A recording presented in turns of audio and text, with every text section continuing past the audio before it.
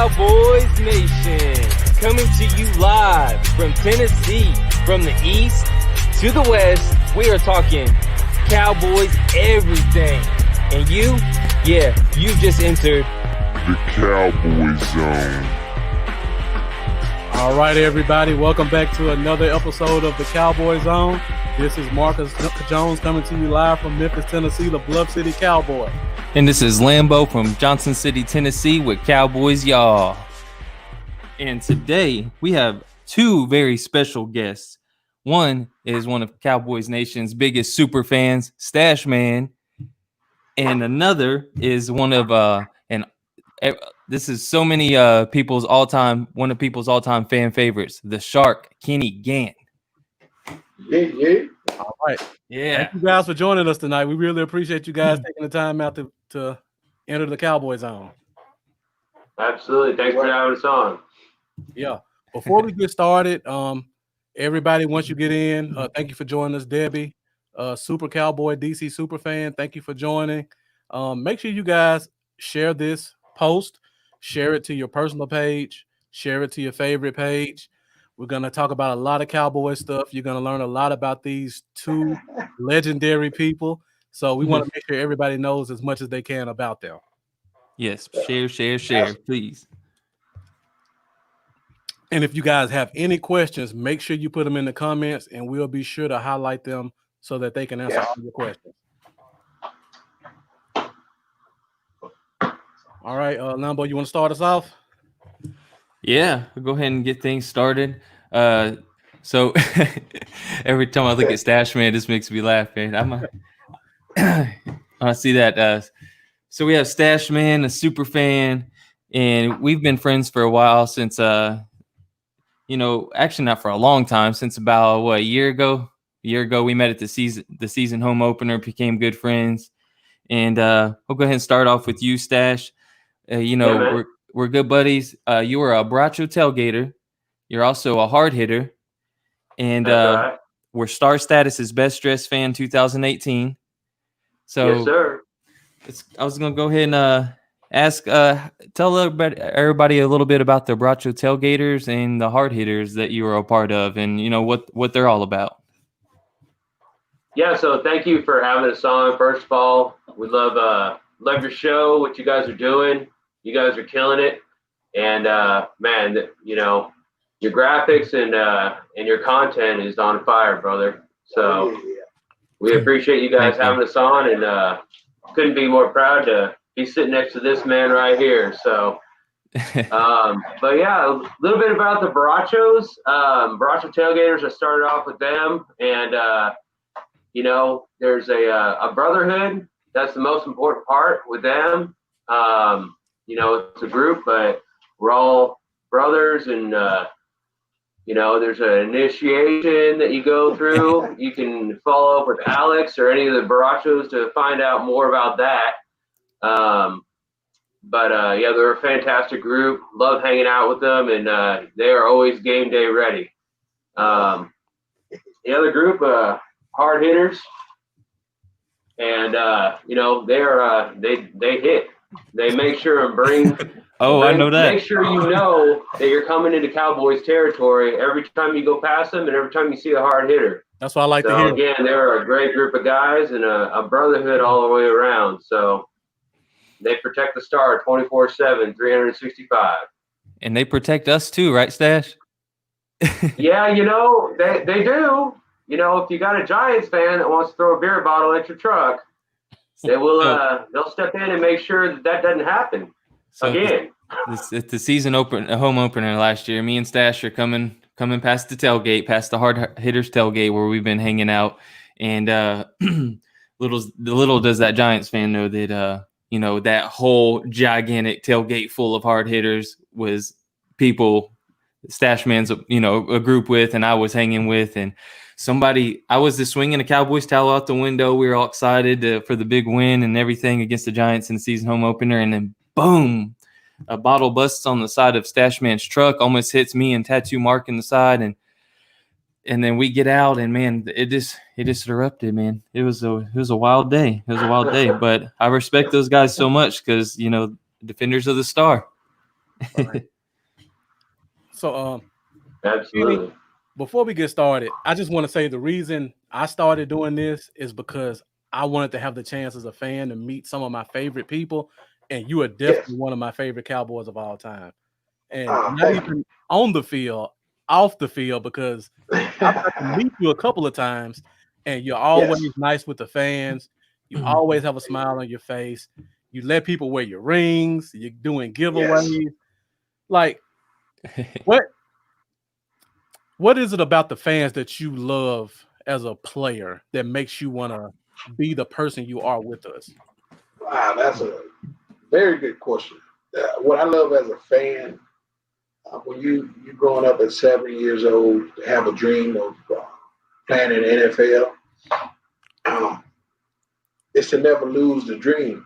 A lot of us, I can say NFL players and baseball, I don't know. I'm just not one of those guys that, you know, um,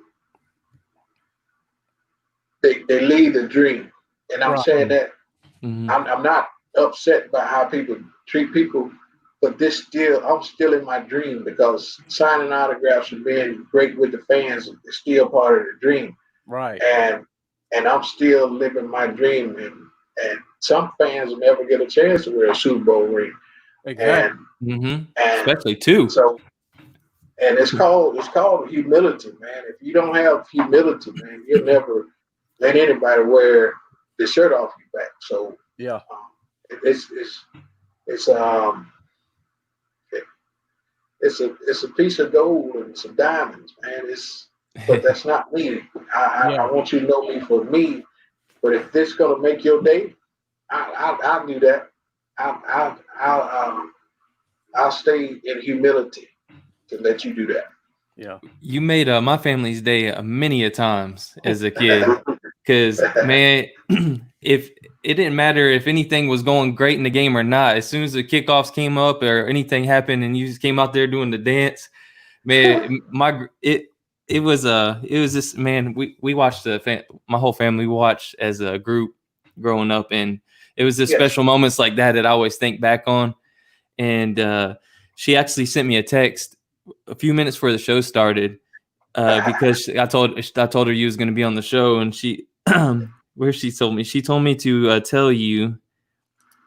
She said, "Don't make me cry." she said, she said, tell the shark I loved him, and when he was always making that shark dance and made us all smile. So I wanted to let you know she said she loved that and she loved you, and just appreciated. Tell her I love her. If she's watching, tell her I love her as well. It wasn't. I never could be the shark without the fans hyping me up, because if you didn't have butterflies before a game, you're not a real person. Right. So every game I had the butterflies until I hear the fans, and that's when it was time to rock and roll. So thank you, and I love you guys too. Yeah. Thank you, Shark. Yeah, I don't know if you know this, Kenny, but like when I met you was at the Cowboys takeover, and people were cheering for you as much as they were current players on the team. And honestly, you were so nice to us. At one point, behind your back, we started calling you Uncle Kenny because personality. Hey, that's cool. Whatever's gonna be comfortable for you. I want to play the role that you have for your life, that you want me to be in your life. As long as it's not what some other opposing teams used to call me. They used to call me really good names, sweet names. But if you call me Uncle Kenny, because usually when I go to the takeovers, I'm the old guy at the bunch, and I love Jaden Smith and the guy, and they call me what's up, old man? They say OG. They ain't say old man. They call me OG. Yeah. I live with it, but there's respect from them, man.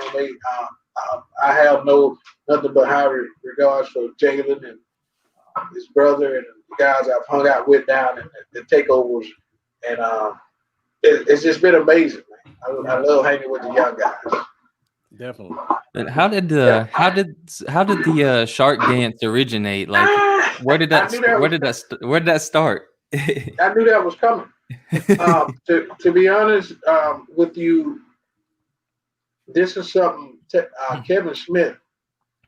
Everybody know Kevin Smith, Puck. Yeah, the cornerback. And I have to tell the story, but I never backed down from the story. This is something they used to do at Texas A&M in practice or whatever they used to do, and then we started doing it here in practice whenever we got an opportunity to go against Micah Irvin and Troy. And I get interviewed a lot, and they say, "Hey, who's the best receiver you ever played against?" I said, "Shoot, I practice against them every day, you know." And anytime you ever get close to trying to knock down one of Troy balls, call yourself trying to cover Micah Irvin, if you come close to just hanging on his back, it was a win-win for us. So we used to pull out the shark fins, and it was just a practice thing. And like I said, Kevin brought that in from Texas A&M, and apparently in one of the games, I did it. I was just so spazzed out and zoned out that I don't. There it is. That's probably what's the game. But I must have did it in a game. I don't even remember. But the guy asked me about it in the locker room. I said, "Oh, the shark fin came out." I said, "That's something we do in practice." But the next day in the newspaper, it just said Kenny Gant come out with this new shark dance, and it just flew from there. And I just thought it was a little phase. And then one time we come in Texas Stadium, and I'm back there pumping up the crowd, and I hear this, "Whoa, don't." So now I'm shocked. I'm hearing this music. I'm like, this is crazy. Yeah. But it was, that's just the way it evolved, and I just took it and ran with it. Okay. Yeah. But I give credit to those guys at Texas A&M. Yeah, I went to Ole Miss, Shark, and we started doing the shark dance because they called them the land sharks. So I'm gonna need you to go contact the school and go get some residuals from that.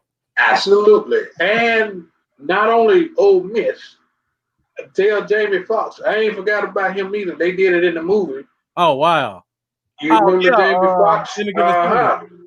And Jamie Foxx, I know for a fact, Jamie Foxx didn't see that well because he's a Cowboy fan. He grew up in Texas. So I know he saw that. And I saw him in New Orleans, and we had an awesome time. And I know where he get it from.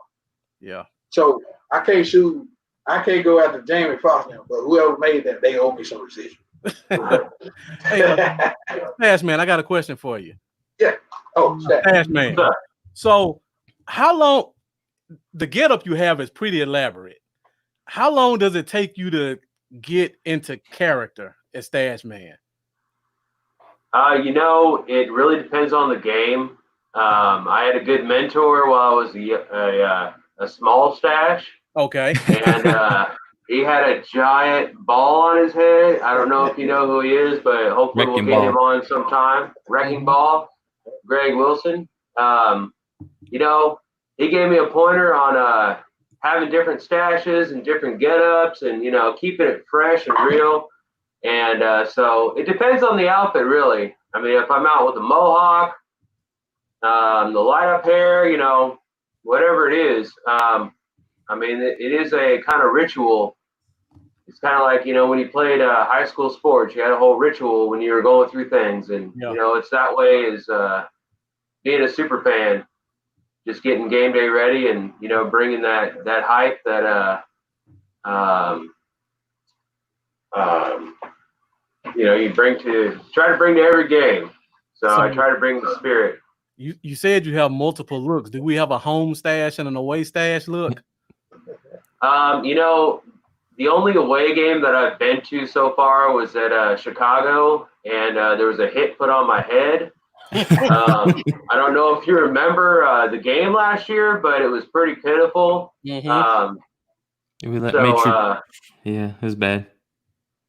Yeah, they were not happy with me with my glowing hair and stuff in the stands. Well, back in April, you made nationwide news on draft day when you showed up to the Star and to find no one there but you and the news, pretty much. What was that like, and how shocked were you with how viral that all went, man? Because you was on like what Washington Post, Charlotte Observer, Washington Times, Oakland Press. It was all over the place. Yeah, so I was out there. I thought there'd be some fans out there, but I ended up just being the only one out there, and got joined up with one of my friends, Colonel Bill. I know you know who Colonel Bill is. If you don't know who Colonel Bill is, you Shout out need to to the know Colonel. who Colonel Bill is. Cool guy. So Yeah, he cool is guy. awesome. Absolutely. But we hung out, but before he was getting out there, I was calling him and trying to figure out, what was going on, because I thought they'd at least have it on the big screen, but they didn't. So guy snapped a photo of me, and I turned around to ask him, who he was with and stuff, and he said the Dallas Morning News, and I didn't know it was going to go through the whole AP and go viral, but hey, it's good times. Yeah, man.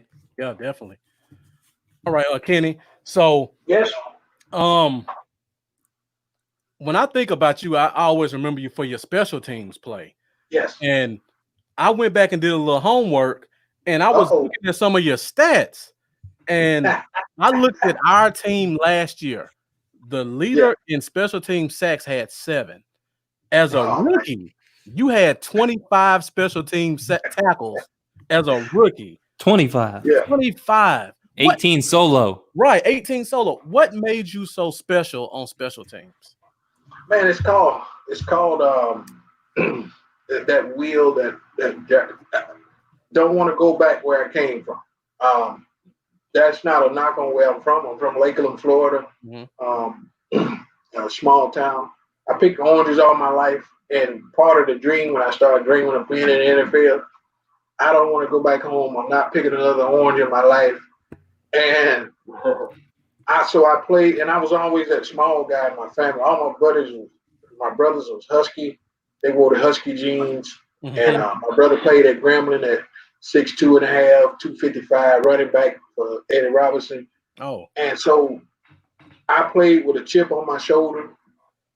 And for the people that know Jimmy Johnson, they come up to me and say, "Man, Jimmy, love you, man, for doing the shark," because he never would allow that for nobody to do the stuff I did. But what I did, I backed it up too.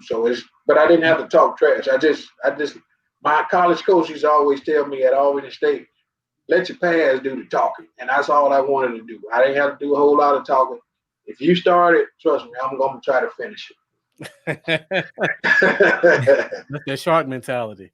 What was it like playing under Jimmy? Was he real intimidating when you came in there? He intimidated me, but to be honest with you, a lot of us needed that. Yeah. I had came from a place of nothing. Well, I'm not saying I didn't have anything. I had love from my family, but just a lot of money. Then I got money. I needed Jimmy in my life at the time. It's just God's perfect timing of connecting people together. I needed Jimmy in my life to keep me grounded, or I'd probably been a dead man in Dallas, man. But he came in my life at the right time. He took a chance on me, him and Jerry, and drafted this little kid from Albany State that missed a couple of bowl games and was kind of teed off about not going to a bowl game and not being to an all-star game, and end up going out for running track. And for me running track, I ran for a fullback of mine at a pro day he had, and instead of them clocking him, they clocked me. And then thus, people started watching me on film, and Jaworski was the scout for the Cowboys, and said he'd never seen a kid that been around the football much as I have in a game. So God has a plan for everybody, Amen. Now, you brought up clocking you. One thing I remember about you was you were always the first one down the field. Oh yeah. Oh yeah. What were you clocked at in terms of your 40 time? Do you remember?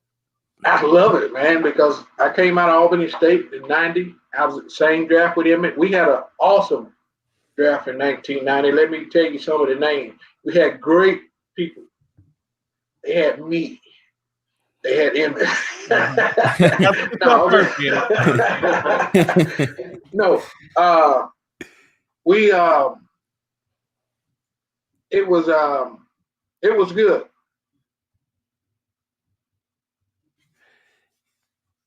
Say that again. Oh, we didn't say anything. Oh, I think it froze for a second. I think you could. Say your question again. Oh, I was asking, what was your 40 time? Oh, my 40 time coming in at Albany State, I was 188 pounds. Ran a 4.46. Oh, wow. 4.6. And 3 years later, I was 193 pounds, running a 4.36. Now? Oh, Yeah. So I knew I seen that on the field.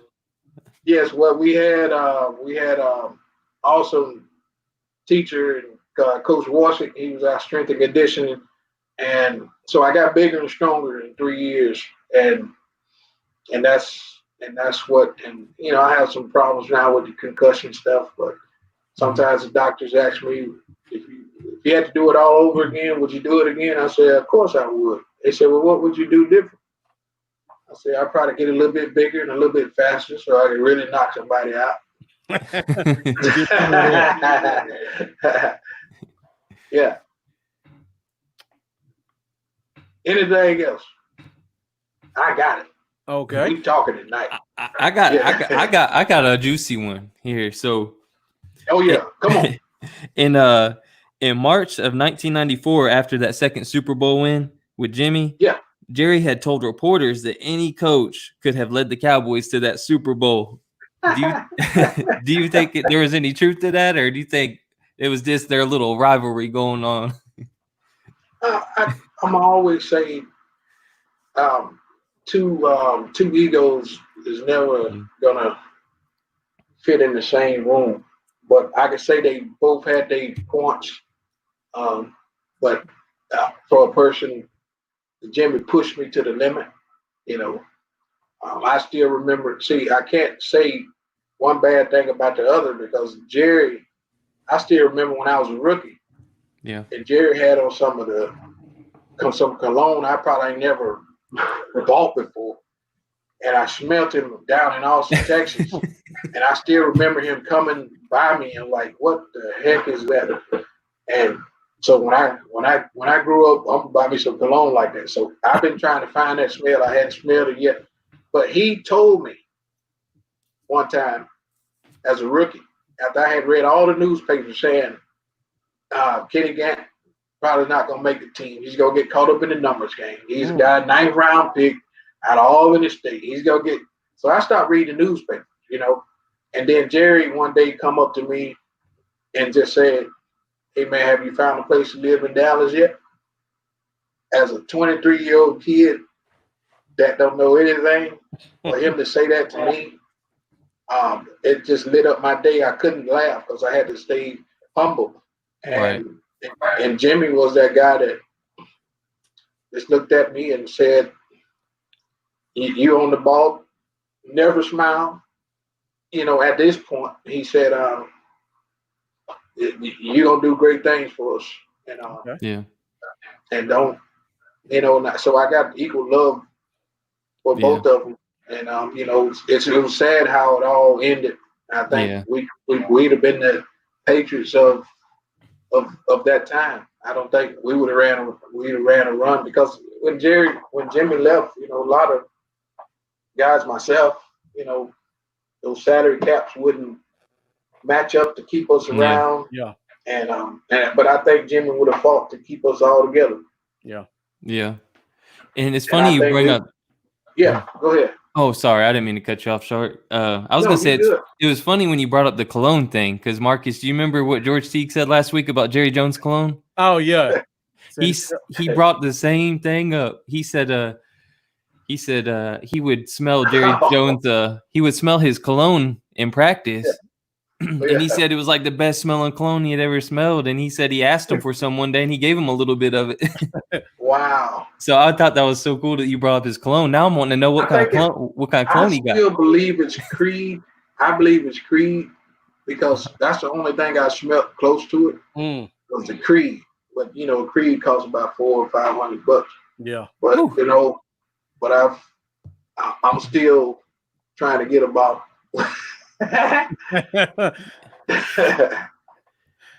Hey, Stacheman, I got a question for you. Yeah. So, how long has the Stacheman persona been around? So going into my 7th year now, it started about 7 years ago. Okay. And so how Stash was kind of born or created is Derek Holland kind of gave me the idea. He was a pitcher for the Rangers, and he always used to go on 105.3 The Fan here in Dallas and say he had a killer stash. He always had this killer stash and stuff. So I was walking around Walmart during Halloween and saw this giant stash in a bag and was like, I'll wear that to the game and see how it goes. And, just kind of blossomed from there. It was a big hit and just trying to keep it real from there. And a little bit back to kind of what gave me this spirit. Originally, one of the original Cowboy Superfans, Crazy Ray, is really what I try to embody and do out there every day. Keep that crazy spirit that Crazy Ray always had.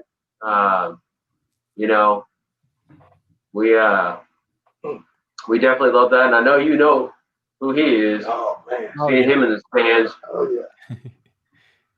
Definitely. You don't know Crazy Ray until you go fishing with Crazy Ray. That's when you find out he's crazy. Oh man, he loved his fishing. And he loved the whistle. I never heard a person in my life whistle as loud as he did. It was crazy. Yeah. Crazy Ray, I miss you, man. Yeah. Go ahead, Brian. Stash, was it? I think it was like 2 years ago, maybe a year ago. You was on the ESPN First Take with Stephen A. Smith, and man, you really got to him at the end there with the hairline thing. Put him deep. How was that experience, man? Being on that show was pretty cool. It was definitely a great opportunity, and I tried to take the best, the most out of it by giving it back to good old Stephen A. Yeah, you got to. Instead of him jeering us during, you don't see a lot of the pre-production stuff that he does, but he came out with a giant poster of Tony Romo. Crying, not crying, whatever he was doing at the goal line with his hands over his head, showing that to the whole crowd, trying to get us up. But, Steven, deep down, he truly is a Cowboys fan. I think just seeing it, I think he truly loves the Cowboys. He just wants ratings. So he's got to talk about them. Yeah. But that's a good point. Yeah, definitely. Because he always says Jerry is his friend. Exactly. Yeah, he's a closet Cowboys fan. Definitely. Stephen is. He's got a CeeDee Lamb jersey in his closet. You know that. Yeah, I bet. All right, let me get one of these fan questions in because they've been sending. Yeah, I was looking at them right now. Yeah, so. Come on. So, Stacheman, Cole has a question for you. He asked, do you have anything cool planned for a game this year? Due to this whole China virus, COVID virus, whatever we're going to call it, virus, I'd like to travel. This year I was planning on traveling to a lot of different games. One of my buddies starting the kickoff over in LA with Tattoo Mark, hanging out with them and SCDCFC out in SoCal. But, I've got some stuff cooking that is going to be kind of, I'll give it a little preview. All right. We getting this Electric Cowboy. So a lot of lights, LEDs. I don't know if you watched, what is it? You know those light suits? Mm-hmm. I'm in production right now of that type of thing. So Wow. That'd be Awesome. awesome. All right.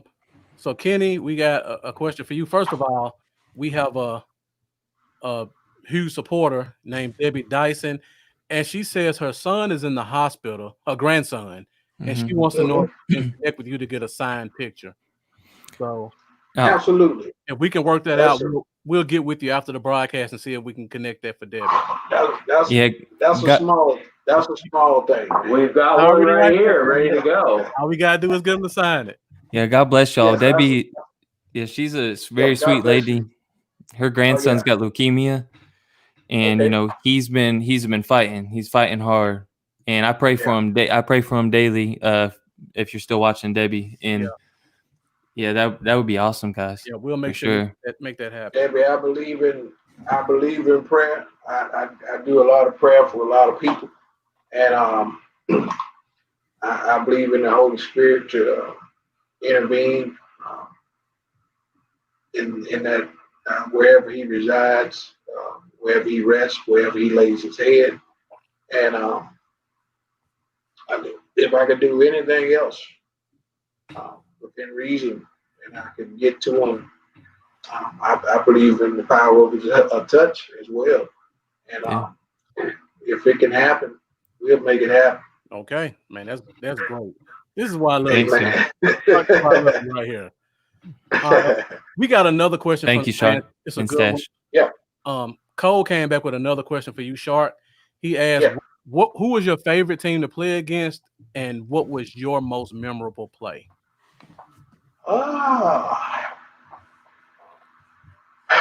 My most memorable play was my first interception. You can pull it up. I forget the quarterback name for the Arizona Cardinals. It was at home at Texas Stadium. I forget that quarterback name. The most memorable because I picked it off on an out route and I jumped in front of it. And why it's more memorable because I found out the quarterbacks are still athletes too. And so all I had to do is cut inside and I would have had a pick six. Yeah. But the quarterback knocked me out at the 1 yard line.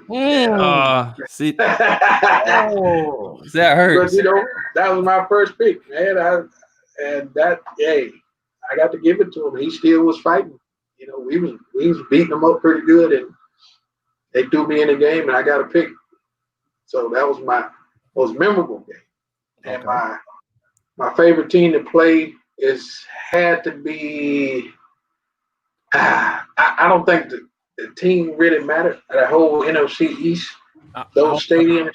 I love to get a beer bottle and grab that, throw it at me up in Philly or the New York Giants, and it was what's crazy? The fans, even though I never been in a fist fight in my life, they got a different look on them when you grab one of them by the collar while you go in the locker room. Wait a minute, I didn't know this was gonna happen, but I wasn't gonna do anything. But they sure look crazy when you grab one of them. It's a story for another day, Shark. I'm still trying to think of who that quarterback was. I'm thinking maybe Chris Chandler or Steve Berline. No, it was. I want to say it was an F. I can't remember his name, man. If I get a second, I have to pull it up. Yeah, 1990. Okay. 1990. Tim Rosenbach. He probably was Rosenbach. Yeah. He knocked me out at the 1 yard line. So now that we're on topic of best and favorable, I want to bring up a worst. So you were known for special teams mainly. Yeah. Who was the hardest punt returner or kick returner for you to face? Like, who was the guy that's like, I got to be on my A game, or he might house this one? Because you got a chance to play against prime time. Prime time was really.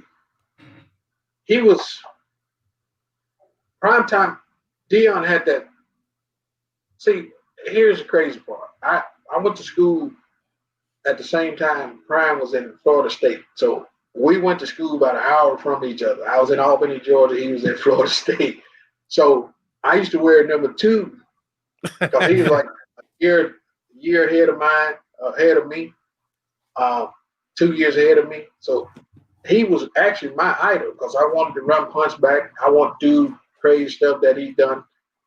And so when I got a chance to play against him, trust me, you have to be on your game. Mm-hmm. But one of the other guys that was kind of freakish was Eric Metcalf.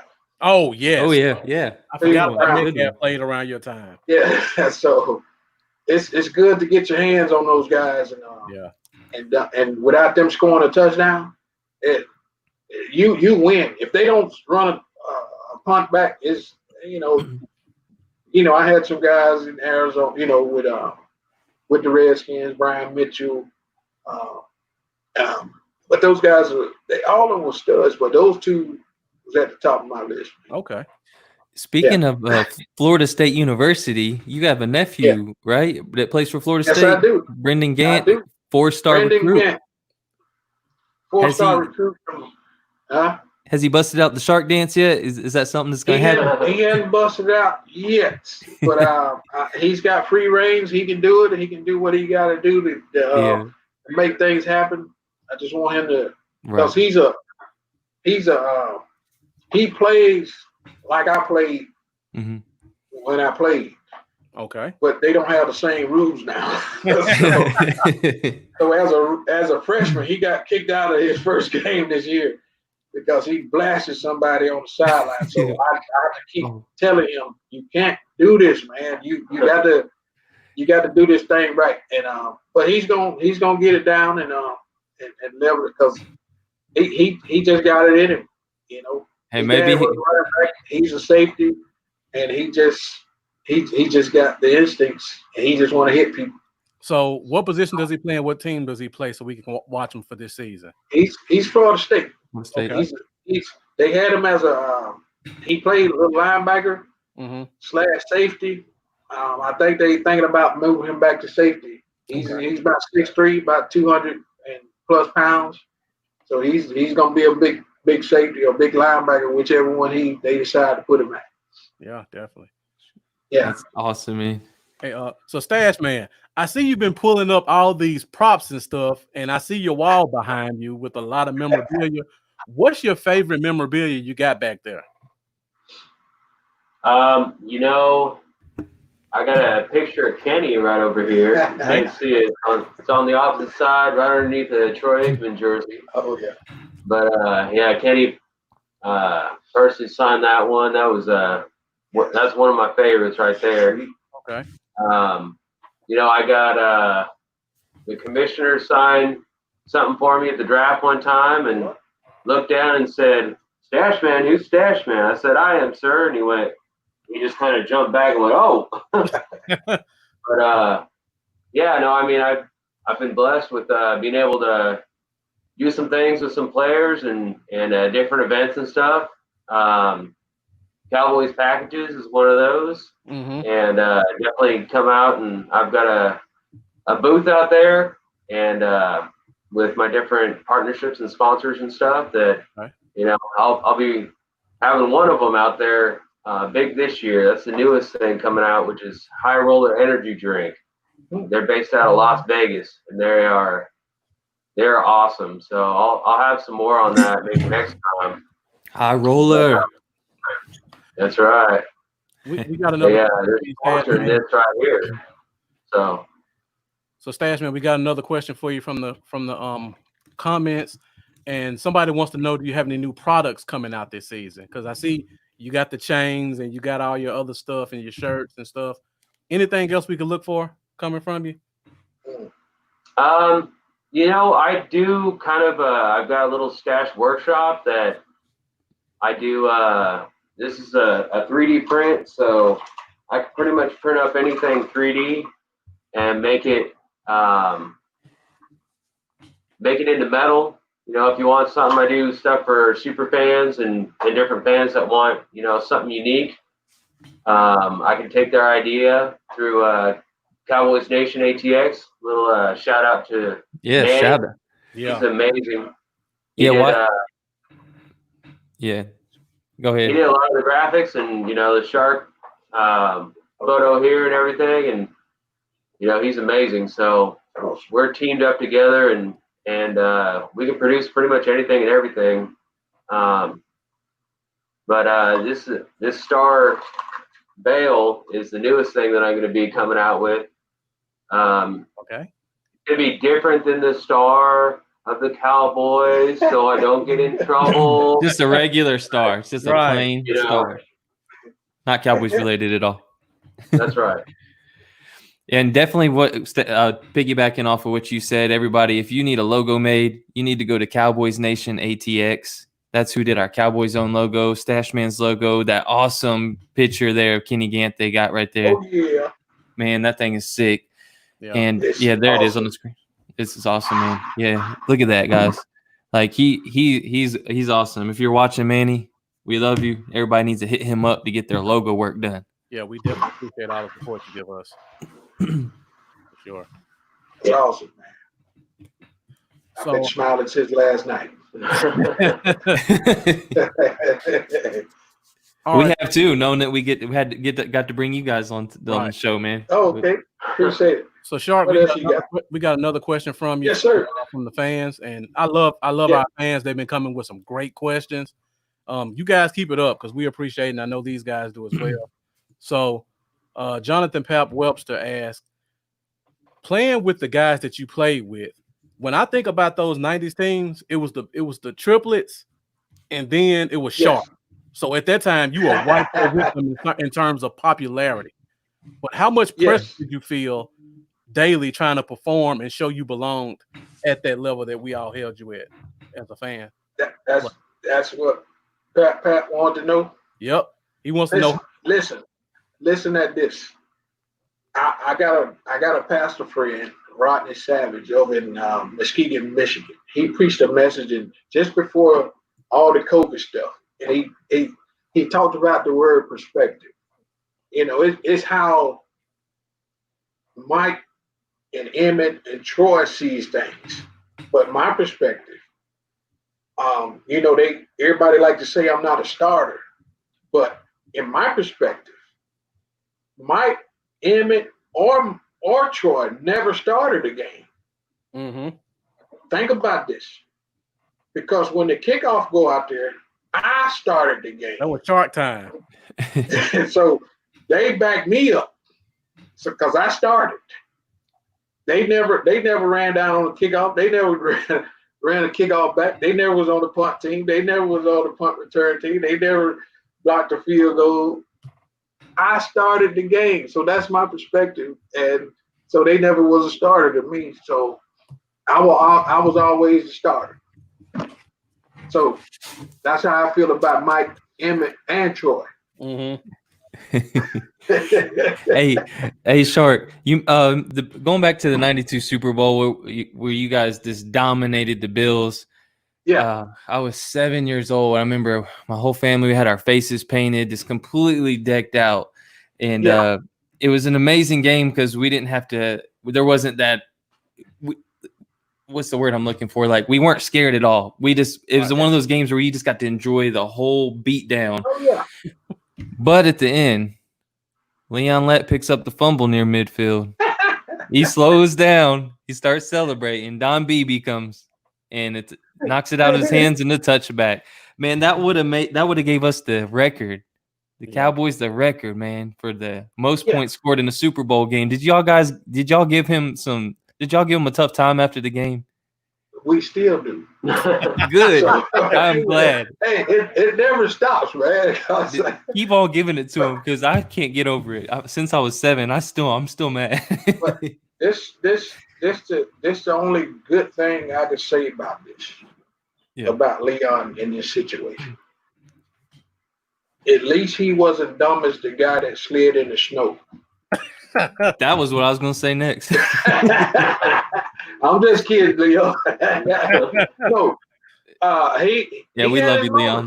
But I tell you what, I wouldn't want a better teammate on my team. We call him Big Cat for a reason, and he talks off, but he came to work. You hear me? Yeah. I bet if you see this, Leon, we'd love to have you on too, man. Yeah, definitely. Because is he still coaching with the defensive line? Was he the only coach? I think they kept him. I I think think they kept him. on defense. That's Yeah, good. That's that good. says a lot about his talent to keep Oh him yeah, in a full I rebuild. think they kept him. So Kenny, you said you talked about being a starter. Don't sell yourself short, because you did start quite a few games as a Dallas Oh, Cowboy. absolutely. Now, Yeah. I remember we talked to George Teague 2 weeks ago, and I talked to him about playing corner and safety, and I know you did the same thing before him. Yeah. Right. So, which position did you like the most, and how was how hard was the transition to go from corner to safety? From corner to safety is pretty simple. Okay. It probably been from safety to corner would have been different, but safety is just reading the formations, and cornerback you got a guy, and you got to figure out where this guy going. Then you pick up another guy coming out. It's a lot of thinking, but my mentality at the time was neither one of those satisfied me. I didn't know that at the time. The only thing satisfied me was me being, when they came up with the hybrid linebacker, where the nickelback or the dime package, where we used to have me and Darren Woodson come in as linebackers. And because a lot of teams, Buffalo did it with the 3 receivers, so they had to bring an extra defensive back in. But if they block down, the guard blocked down, and I had to take on the fullback, that's what I wanted to do. And that gave me life. And I just wanted to be the toughest. I want what they call a hybrid. I want to be that guy that do everything. I can do it all. So put me down in the trenches. It made me feel bigger than my size, because I took on fullbacks too. That's that 90s football talk right there. You won't hear that from these modern days. Yeah. So, it was fun. Okay. Oh, so Stacheman, while we're on that topic, talking about a bunch of players, we like to ask fans who come in, who was your favorite player, or who is your favorite player? Current or all time, or both? Yeah, both.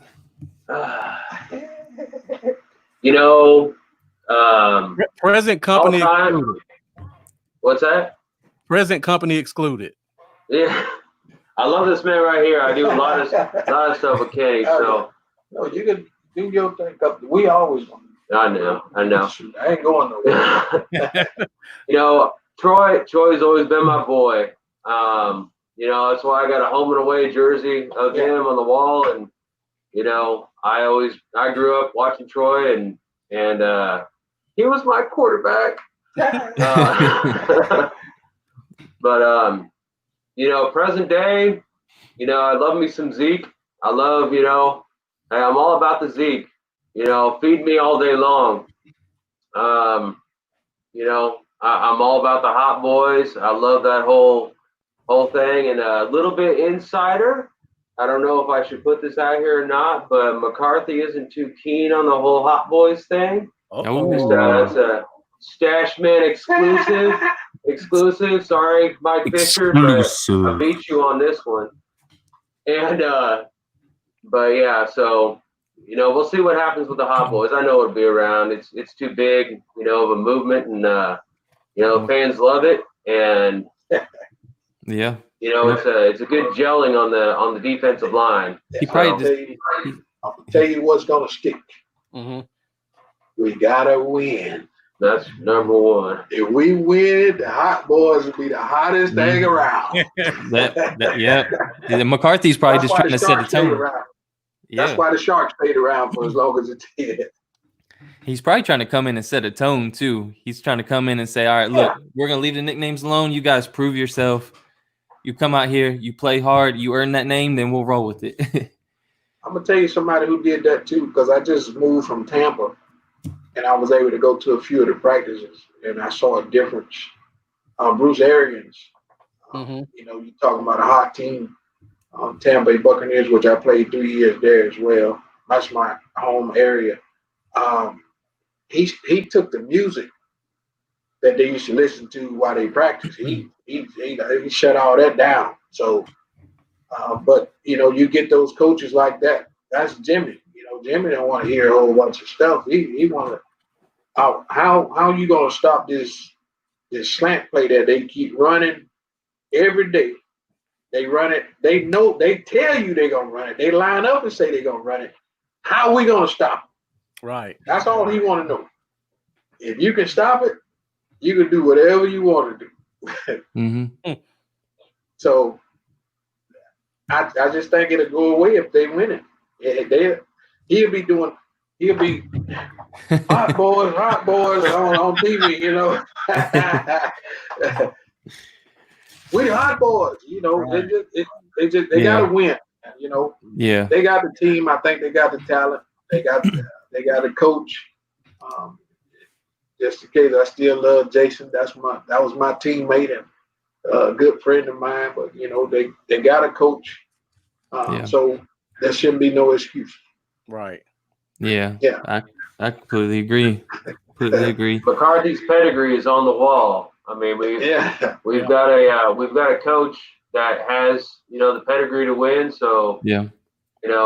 I like seeing the McCarthy project and everything that he did, while he was off and getting prepared. I like seeing that in the coach. Yeah. I think the rest of Cowboys Nation likes to see that as well. So Definitely. We was talking about that the other day. Yeah. You bringing out the Eagles casket this year, Stacheman? Uh-oh. Backing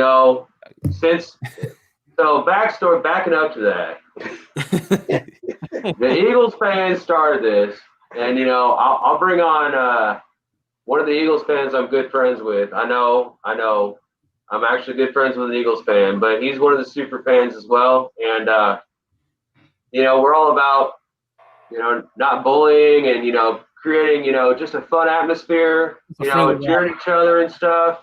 But at the end of the day, it's Cowboys, and no one else matters. But they started off with the casket, bringing it in an old beat up pickup truck to their game, and thought it was cool. Got some publicity, and I'm like, you know what, this ain't gonna fly. So one of my good friends, Derek, who he dressed up last year as the Black Cat. Oh yeah. And I know who you're talking about now. He has a whole group that does pallbearers and funerals and stuff. So he's got the hookup on the casket and hearse and everything and all the pallbearers. So if you get a chance, check out that whole video. It's pretty awesome. But I'll bring out the casket. It's kind of a staple that I've been trying to do now since they started it. And the Cowboys Nation Parade too. Don't miss that out. That's always going to be the first home game of the season. Yeah, this will be the second year, right? Yeah. Yep. This will be the second year for that.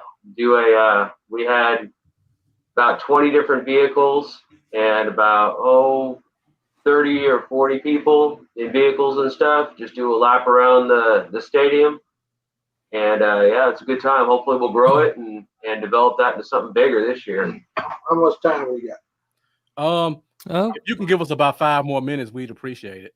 No, I just want to send a shout out to. We got as much time. As much time as y'all guys want, for real. I want to shout out to the Sports Connection. If you guys know Kathy, that's my girl. She got a fan club as well. Okay. And the Fan Zone with Cynthia Bowen. Yeah, Bowen. And I suppose love me some Cynthia. I supposed to have been on her show when all this. She had the DJ and stuff. So this is actually literally my first show. So congratulations to you guys, because thank you. I'm just gonna be honest with you, and Cynthia know it if she's watching it. I'm not tech savvy. That's why I'm over here to Stash House. Because when stuff started going crazy with my electronics, I'm done. So he said, "You want to be on 2 cameras or you just want to be on 1?" I said, "I'll be over there at 7:30." So I don't want no problem. So I apologize to the rest of them, but I'm getting it now. If I got to come over here and let Stash hook me up, I'll do it that way. If you need anything, we always here for your support too. I appreciate that, man. Definitely. So I had a question about, and we normally try to go an hour, but if you guys want to stay longer, we don't mind keep you longer. Yeah, just go do what you do. All right, so I know you kind of got the torch passed to you from Bill Bates, who was kind of known as the special teams guy before. How was it playing with a guy like that, and like what did he teach you that you took into your game? He taught me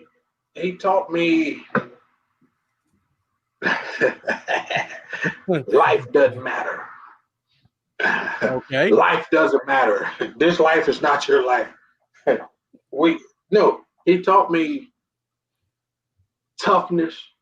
I always thought I was tough until he came to the sideline one time, and all of his, like these two fingers was pointing over his way, and they tried to take him in the locker room. He said, "No, tape him up." So they had to tape him up so he can go back in and play. He had this big wad of tape on his hand, and I've been sucker punched. I've been grabbed under the pile in various places. I've wanted to come out, but just to see him still standing, it made me stand. Oh wow! So he was that tough of a guy, and that's what Bill brought to the table. And he always showed up to practice. Yeah. How you doing, buddy? He was wired. I don't know how much coffee he drank before he get to practice, but he was always wired when he got to practice. So I tried to follow that. He was a good teacher. Okay. Awesome. Yeah, definitely. So, talking about Bill Bates, he was kind of the old guy on the team. That team was really young in '92. I believe you guys were like the fourth youngest team ever to win a Super Bowl. What was it about that team that kind of held you guys together and had you all on that same path? Because usually when you have a young team like that, everybody gets kind of pushed in different directions, and there's no real guidance until they all kind of grow together. Well, what was about that team? What was about this team? It's about it. You can call us family, and I'm going to use the family dynamics. Everybody got that crazy cousin, that crazy uncle that show up at the family reunion drunk, and he's probably gonna grab a niece, auntie butt, and he dance to her like that's his wife.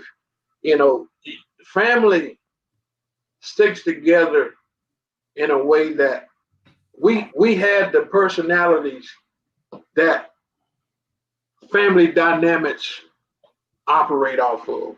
We've had I'm not calling names, but we had the nutcases. We had the people that talk about the other people's. Let me come over your house. What you doing with your wife over there? Let me come over there and help you out. I already know those names. we had those personalities in the locker room, but I wouldn't want to play with another group of guys than those guys we had. Yeah.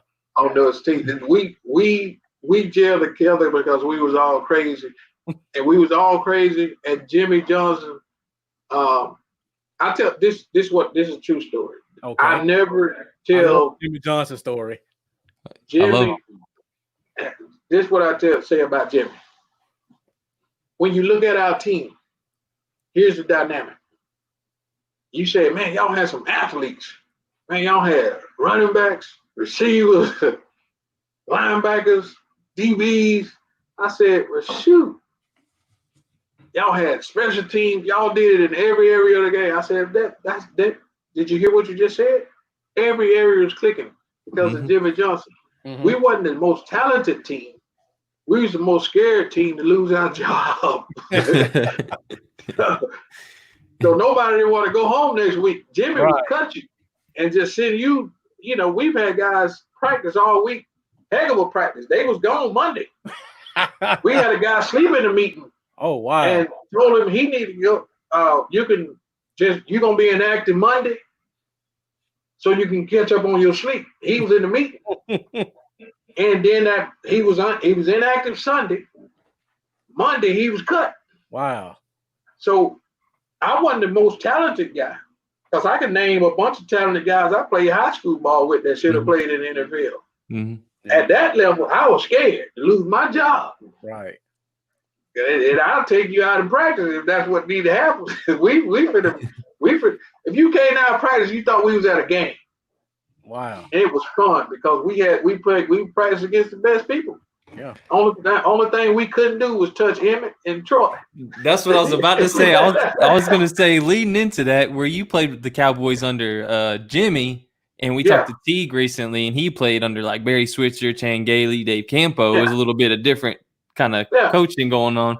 He was like, man, if you hit Emmett, or someone asked, you ever get a good hit on Emmett? He said, nah, man, you'll get cut off the team. You out of there. That's what I was going to ask you. You don't even want to grab his towel. I didn't even want to get around him. Don't touch him. He can't touch him. Yeah. And that's Troy. awesome. Yeah, they both got touched enough in the games. Yeah. So speaking of crazy teammates, we already know you're talking about Charles Haley. Oh, let's go. Look, can you give us one Charles Haley story, please? Charles Haley stories. Can you give us one Charles Haley story, a PG-13 story? I can't use the language, but I can tell the story. Dave Wannstedt was gone. He just left. So we was getting ready to prepare for our second Super Bowl. So Charles was that guy that either gonna show up to the meeting late. Wednesday we put our game plan in. And so I still remember I probably been partying the night before because we off on Tuesday. And what I used to do in the lecture room, I used to go up at the top of the room. That's where all the junks was at. We go hang up at the top so nobody spill our breath. And so Butch was putting in the game plan. He said, Charles, you got to block down. When that guard blocked down, you just come right off his tail. You see that? So Charles never answered. He said, I'm at the top of the room sleep because I'm the special team in your room. And so he turned the light, where the heck is Charles? And then out of all people, Kenny again, would you go find Charles? I'm like, wait a minute. Do you think I'm that crazy to go find this fool? So when I go find him, he's in the weight room, lifting weights. And he asked me, Bush told you to come get me there. I said, yeah. He said, you go tell Bush to come get me. And so when I went back in the room, he said it in a way. I went back in the room and he said, well, what did he say? And I told him exactly what he said. So a couple of guys laughed. So he went on putting the game plan in. So when the meeting's about over, here come Charles walking in with a towel wrapped around him and sit down and he's looking at the screen. So then you get a James Washington, who was another character. But Butch, say what you were saying when Charles wasn't in here. Say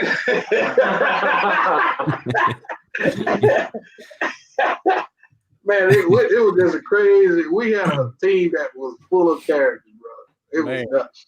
Yeah. Nobody could have put that team together, but a higher power. Right. Needed some divine intervention to keep them out. Divine intervention. Yes. So speaking of crazy stories, Stacheman, being with the fans at the tailgates in the stadium, I know you got a good story for us. Can you give me? I already kind of told you one about the beer bottle. Thanks for taking a drink there. Do you have one to remind me about that, Brandon? What was that? Thanks for reminding me of the old beer bottle there. Oh, the beer bottle? Yeah. Did you get the truck fixed? Did you get your truck fixed? Yes, I did. Thank you to Ewing Buick GMC. The GM there is amazing. Yeah, I mean, I've pretty much walked the whole stadium. I like to, see different parts of it and, different fans and where we're at and stuff. And, just feel the vibe each game. But I mean, I go in the stadium like 3 hours ahead of time in order to get the spot. Mm-hmm. and man,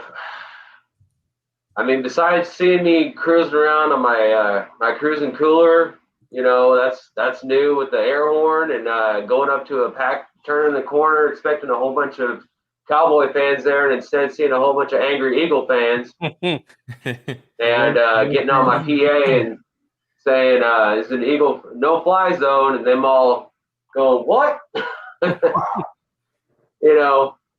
you gotta poke, a little bit, as long as you don't get a beer bottle thrown at you. Yeah. Yeah, there's always that. But Yeah, for sure. Thank you, Cab 52. He said he just invited 4,000 people over. Hey, So 4,000 people. So hey, Wow. 4,000 new people. Go back to the beginning. You guys got to see all this. There's some good stuff y'all missed, man. Yeah, for sure. Yeah. You got a good question in there too. Him and Cole. So Yeah. I'll get to those questions. Excuse me. Stacheman, I had another question for you. So I know you hang with a lot of the other super fans, right? Do you guys I know you did the whole thing with the casket. Do you have anything else like that you may have coming up? Any type of skit or some? Did you guys do like a hype video to go into the season or anything like that? Well, I'm currently working on a couple videos. Starboy, if you know who he is, Oh. Brandon's done some featuring on his music, and if you haven't heard Bird Gang Killer, that's man, that Bird his Gang stuff Killer. is awesome. That's right. And so we're working on some videos with that. I'm open to some suggestions. I'm like I said, trying to keep that spirit of Crazy Ray out there. So I'm one of the crazier ones that just enjoys having fun, and I push the envelope a little bit as long as it's in respect. But I love my Cowboys. Yeah, man. I'm glad you brought that up. The Starboy and that dude Cowboy Dale, they got to hurry up and get that video done for Bird Gang Killer. Yeah, where is Cowboy Dale? I haven't seen him much lately. I was just about to ask the same question. He's actually right over here. Hold on, I'll get him. I'll be right back. Oh, So while we get another super fan in, Wow. Brandon's going to get him. Okay. So let's take another question from the audience. And Cole has kind of been on fire with us tonight with these questions. And this question is for both of you. He says, who would you guys like to see us play in the Super Bowl this year when we make it? And he says he wants to see us play the Steelers of Kansas City. So who would you guys like to see? It's gonna be Kansas City. No question. Nah. but we're going to see the Steelers in the Hall of Fame game right off the bat. So how about not? It'll be Kansas City. Yeah. We could say who we want to play, but it's definitely Kansas City. Nobody's touching him right now, for sure. All right. Let me give a lead in. So coming to us live from Johnson City, Tennessee, is your favorite Cowboy fan, Cowboy Dale. How's it going, Cowboy Dale? Hey man, how you make this thing work? Ow! Ow! Cowboy Dale been slacking. All right, forget you, Cole, man. Shoot, if y'all ain't watched the whole Cowboy Zone episode, man, you need to go on back, because if you missed it, you make about as much sense as titties on a bull, man.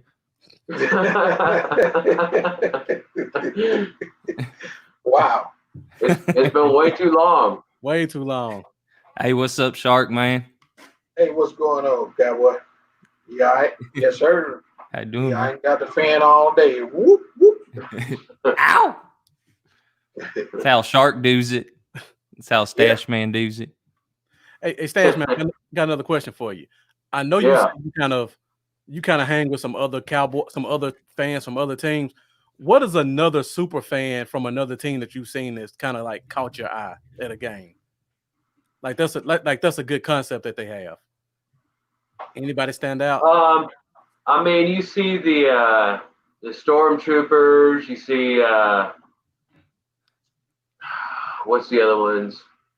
I mean, I love me some Bear Man. Okay. You know, he wears that bear on his head, and he's one of the really well known ones in Chicago. Yeah. You know, we've got let's see. Yeah, I know every team has so many super fans. I just want to know if there was one that kind of just initially stood out. Like that's a good fan character. You know, Jamie from the Eagles, he's pretty cool. Okay. He's got a podcast going and stuff too, and he keeps it edgy and stuff as well. I got on his show for the draft and talked some Cowboys and Eagles stuff, and he was pretty distraught over us picking CD Lamb. What you got there, Sharp? That's the Raider guy. That's the guy from the Raiders. Hey, hold it up again for me. That's the guy from the Raiders. Oh yeah, I forgot about that guy. Man, he looks madder than a 3-legged cat trying to bury a turd in the icy pond, man. Wow. That's my favorite. Oh yeah, I forgot about him. And you can't forget about. I grew up in the Tampa Bay area, you know, about 30 miles outside. So they got Big Nasty over there in Tampa, man. So you got to give it up for Big Nasty, man. Yep. Okay. I was thinking about him too. The horn on his head. Yeah. Yeah. Hey, speaking of Tampa, I know after you left Dallas, you went to play for Tampa, and Tampa's pretty much in your backyard where you grew up at, right? Absolutely. 30 miles away. Right. How was it playing as a player, knowing how you grew up and where you came from, that you get to come back home and basically play for your home team? Matter of fact, my rookie year, I was able to come back my rookie year and play in with the Cowboys. I went down there to play the Buccaneers. I actually got an awesome picture where I was knocking the guy helmet off, and I was rookie. I just came back because I was injured I was on injured reserve before, so I just got back. Michael Irvin and myself, and I got a picture. I got to find that. I don't have it with me, but I got a knocking a dude helmet off, and that's when Jimmy started to, man, this dude is something special here. So, but it was special because I was able to get tickets from not only some of my high school coaches, not all of them, but mostly my little league coaches. You know, Charlie Creel, Ken Griffin, Max Glass, all those are my little league coaches, man. And I keep their names wrote down. I got some stuff at home. I keep their names wrote down because they was very instrumental in my development as a football player. You know, those suicide that they don't do no more, where you turn your back and lay down on your back and get up and you have to mow. Those made me, bro. And so I like every coach at every level taught me something. Yeah. Yep. Hey, Stark, man. Yeah. I got a question for you. All right, Yes, so sir. in today's NFL in 2020, man, who most reminds you of yourself of current players, man? What's my man name in the Patriots? Is it a safety? No, he's a receiver. Give him 18. It's easy. I just had his name. I just can't take it. Okay. Number 18, the receiver for the Patriots. Oh man. If the fans, if you know the name of that player, remind us who it is. Yeah. I'm drawing a blank on number 18? I'm Ben Blank, but he's known. He's that's my dude. That's Oh, you talking about the special teams guy? yeah. Oh, you're There you talking go. about Matthew Slater. Matthew Slater. Slater. Oh, Yeah, definitely. yeah, man. I'm a big fan of Slater's and all special teams guys, but Slater is my dude. Okay. So he reminds me. He reminds me of making plays. Yeah. But Right. I ain't seen it take out no wedge. Right. Yeah. Ain't on that shark level coming. Pow! With four 300-pounders holding hands, and you just blow it all up. And looking for somebody else to go get. Right. Yeah. Definitely. But Matthew Slater is the man. Trust me. Yeah, for sure. He made a career out of special teams, a long career. Absolutely. Hey, he hungry, man. Yeah. And he don't strut his stuff. I can see the humility in him. So that's what I like about him. Right. So, Yeah, Debbie. Pow. Pow. Right. Yeah. Hey, Go ahead, Cowboy. one quick. All right, Stacheman. Cole said he wants an autographed picture of Cowboy Dale and Stacheman in a minivan. So we gotta make that happen, man. Yeah, I saw that too. Ow! We gotta find us a minivan though. I got a minivan. I just traded my truck I in know. for it because I got like 1,000 kids.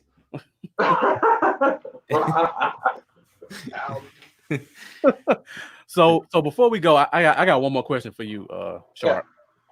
Yeah, You're sure. talking about special teams, and Yeah. the Cowboys special teams has been disappointing the last 2 years.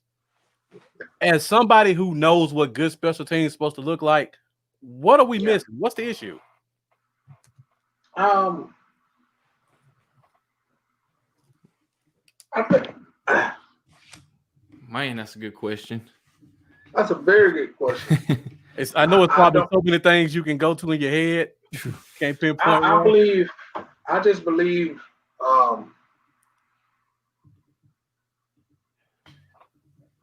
I believe it's some people. It's got to be some examples made, man. And I don't think because we died to get on the special team because if he didn't do that well, he was out of there.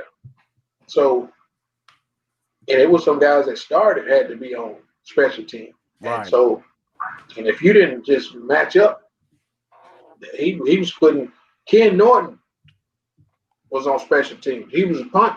He's a punt protector. Mm. So now he's your starting linebacker. But Jimmy wanted the best people on the field until you start making some example of some people. They said if you can't do this, we can go find somebody. We can find another Matthew Slater. We can find somebody. We can find a Kenny Gant. We can find, this what happens. And I've seen it. I've been in the locker room scared, like, man, they done brought in these guys, young guys. But then you got these guys can't match up to what Shark do. Because I'm taking everybody out. I don't have friends. I don't have no friends when it's time to show what I got. Jimmy gonna see everything that I got.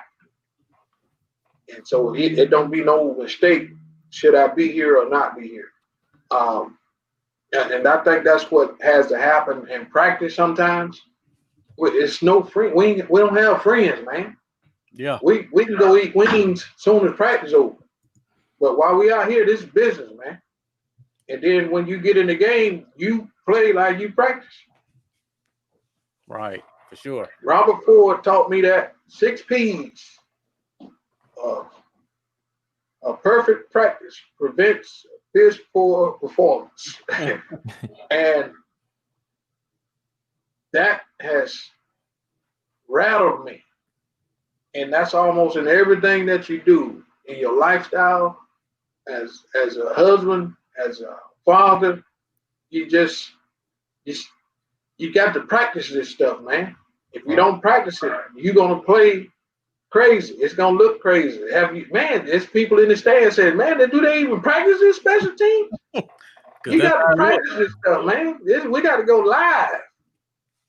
And that's how we did. We were going live, man. They don't took out a lot of stuff, but man, it's got to be some way to do this. Yeah. Because all three phases of the game got to be clicking.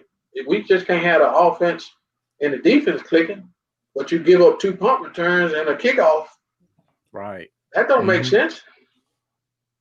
Yeah. You can't defense stopping for 13 yards, 13 points, and we still lose the game, 13-12. Preach, man. Yeah. Shoot. It just can't happen that way. Our motto in the day, if we keep a team, we believe in our offense so bad in the days. Our goal was to stop a team to 17 points. That's how much we believe in our offense. If we stop a team for 17 points, we win.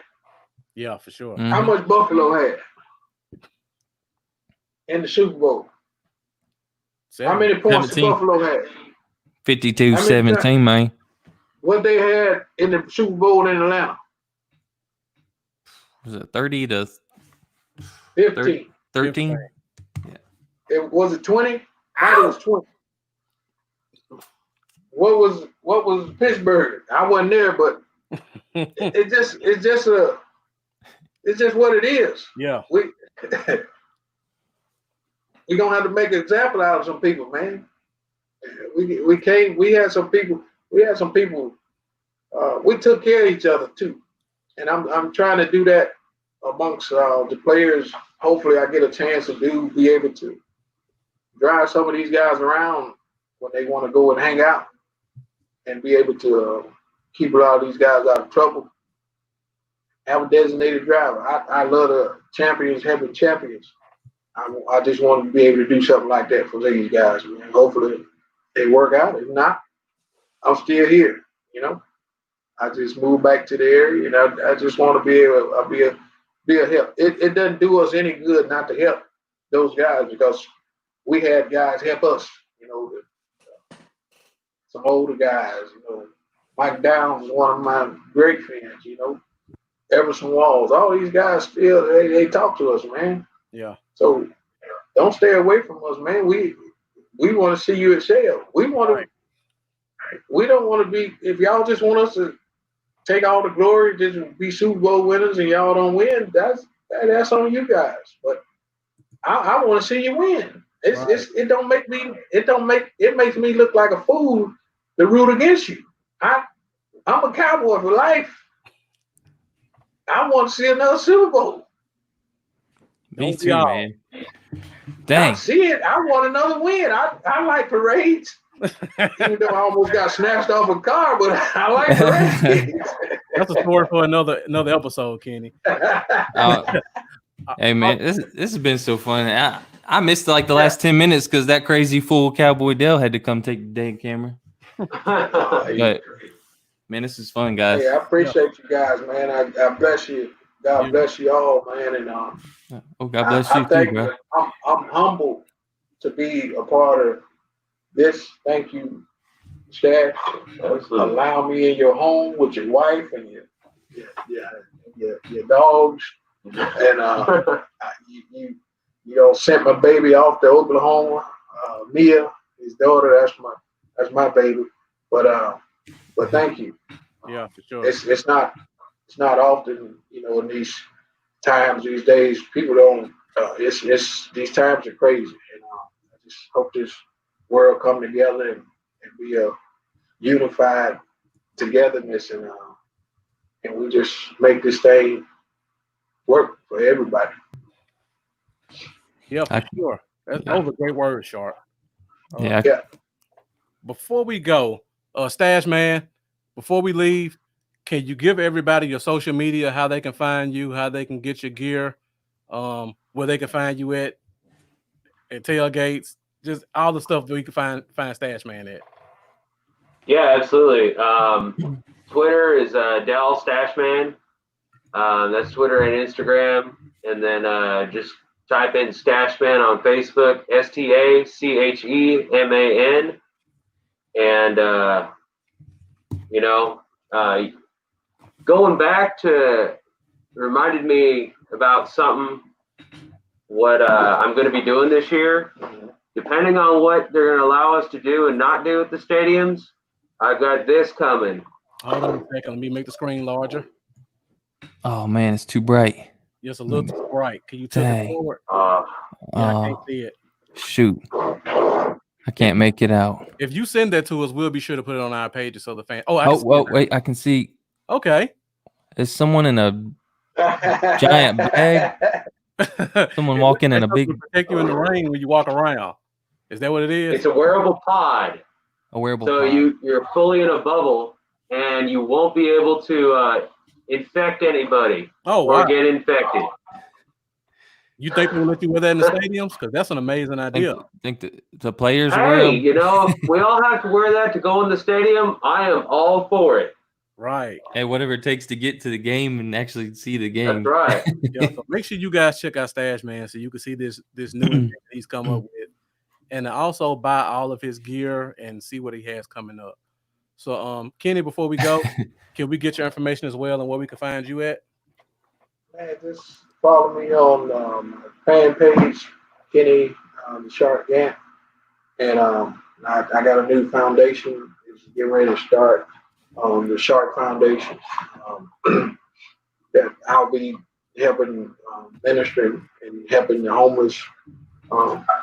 Not only just helping them and feeding them, but helping them in life skills and single moms and single parents as a whole. I got a heart to feed the nation. I can't feed everybody, but I can start with one family. And I just ask that who all I feed and I know they may not hear me now, but I try to teach them if we take this time to help you help somebody else. That's how we all get better, Yeah, sure. And that's all. It's simple. So I want to be a help. I want to do my part. I don't want to wake up every day and just do nothing. I want to wake up and have purpose in my life. And when I come home, I want to take off my shoes and go to bed because I'm tired. I'm tired of helping people for the day. Yeah. That's great. I'm tired of talking to somebody today. I just want to rest. And that's how I want to live my life. For the rest of the life I got left, when they put me in the casket, they said, man, he was up there feeding everybody at the homeless shelter, and he just fell out. You're gonna make me cry, man. Sorry. Hey, look, you got a big heart, man. I love you, man. I appreciate everything you do. I really do. I mean that from the bottom of my heart. I appreciate you. I appreciate you, man. I thank you for your love, and I know, Marcus, I'll see you around. And definitely, Stash, I know I got your partnership, and all you guys partners, all the ones that listen, man. We all partners in this thing. Definitely. You guys, at some point in time, you see something posted, either it's mine or you guys, Brandon, Marcus, Stash, man. We not out here to try to make money. We just trying to build lives and have a good time and bring some excitement to people, man. This ain't no get rich scheme, man. No, not at all, brother. I'm just I ain't got a dime. I want people to eat. That's all I want. I just want somebody to have a meal, man. Yeah, for sure. I'm bigger than I ever been in my life, but with nothing. So what that take? Yeah. I'll gain the most weight with the less money. God is awesome. Exactly. He is awesome. God bless. And hey, one cool thing about this episode right now is every single one of us on here ain't afraid to say it. Hey, amen. God is great. God is great. He is great, man. That's right. So I love you guys, man. And that's from the bottom of my heart. I really do. I can say that openly. I love you guys, man. Hey, we love you too. We love y'all too. All right. Thank you, sir. All right. Thank So you guys can find me at Bluff City Cowboy on Facebook, Instagram, Twitter, YouTube. Everything's Bluff City Cowboy. And Cowboys, y'all go ahead and give your information. Cowboys Y'all is Cowboys Y'all everything. So, Facebook, Instagram, and Twitter, YouTube, all the good stuff. So hey, we appreciate you guys tuning into the Cowboy Zone. Thank you so much again, Kenny the Shark Gant and Hey, thank you, Stacheman. Hey, we love all y'all, and God bless everybody. Another great episode. Yeah. Thank you guys for tuning in to the Cowboy Zone, and we'll see you guys next week. If we can't get a guest, Lambo and I'll definitely be back to talk about some Cowboys content. Go Cowboys. Go Cowboys. That was awesome.